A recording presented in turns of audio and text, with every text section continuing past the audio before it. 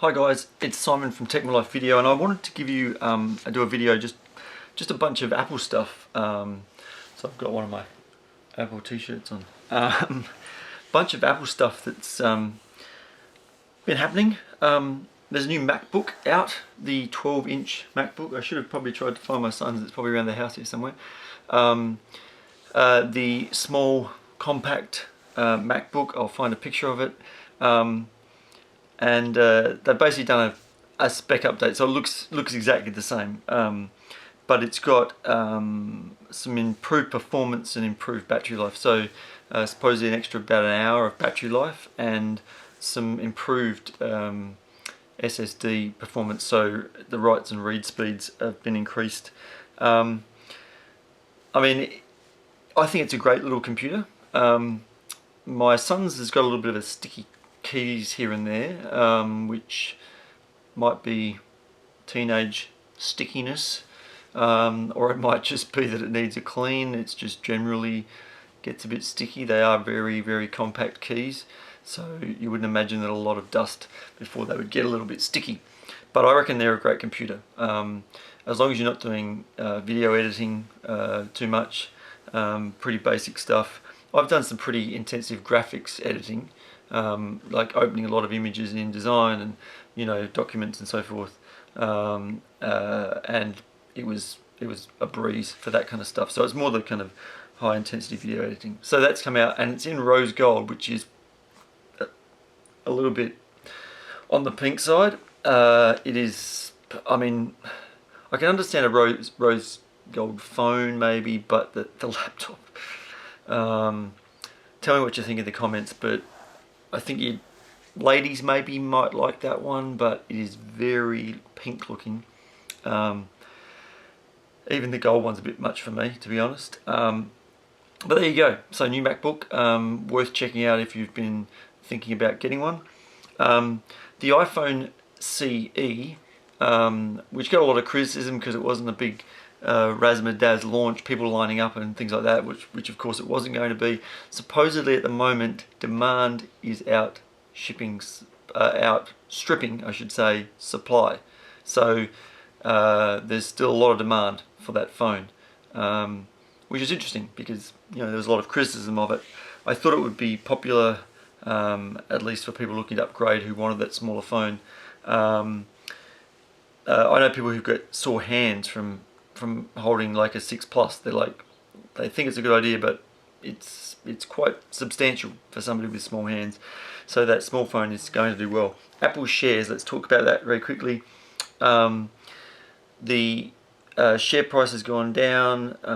There's concern with some stuff going on in China. Apple have had their first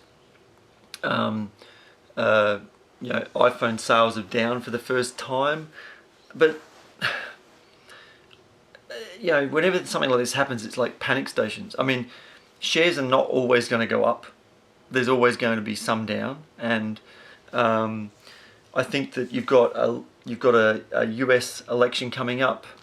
Trump's doing quite well, so there's a lot of uncertainty. So what that means is that people are a bit hesitant. So maybe people aren't going out and investing in new phones, and maybe people are a bit concerned with shares as well. There's also an election going on in here in Australia as well. So all those factors play a part. But to panic if you're a shareholder in Apple or you have faith in Apple, they're not going anywhere. It's not like back in the day. The company is very, very safe. There's also one other Apple thing is that, actually a couple. One is that the Apple Watch has lost some market share to Android Wear, which is not surprising really, because Android Wear wasn't selling that well. Apple came onto the market and boom, suddenly everybody wants a bit of technology, and there's people who can't afford an Apple Watch. So what are they going to have if every other cool kid on the block has got some sort of thing? You've got to kind of at least have something, so people go out and buy the cheaper stuff. That would be my take on it, is that it's more that and just evolution of the industry that was kind of like the iPhone, really. Samsung phones looked very, very different before the iPhone came along. So Apple come along with a product, Samsung and Android. Samsung being a big player in the market, but Android come along and lift their game, and a whole bunch of stuff comes out, and Apple loses market share. I mean, it's a moot point, really. And one other thing is Apple Pay. Now, I've been waiting for this for like ever, but now you can get Apple Pay in Australia. You used to be able to only get it on with American Express cards. They've finally introduced so you can get it on the watch as well.